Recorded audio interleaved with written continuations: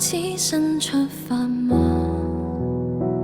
流過了吧，忘記了嗎？窗紗邊餐台的配搭，曾經種花，如今暗啞。誰從屏幕裏看從前？而誰停下企我門前？猶如是18歲的青年，很討厭。誰人願伴你到成年？停留塵俗世裏浮潛，橫欄被伴你旅行，如途中一面。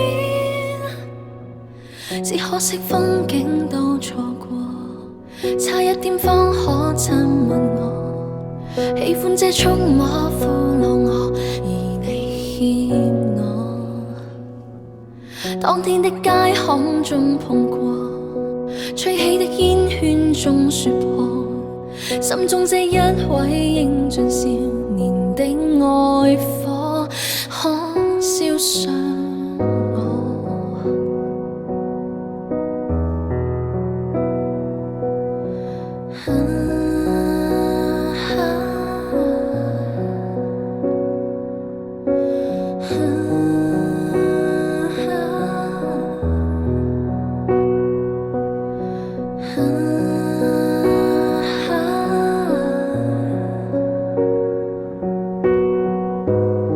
重新出發嗎？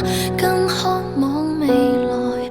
以往這少年懂愛嗎？彷彿不夠。成長會進化嗎？也信念自由。我愛這少年諷刺嗎？這花開嗎？這花開嗎？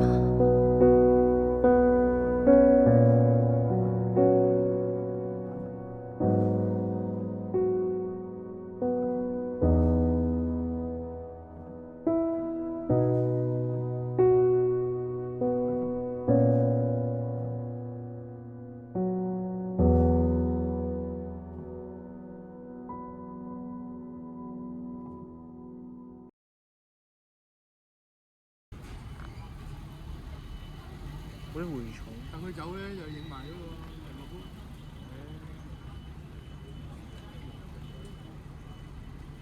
搞唔掂。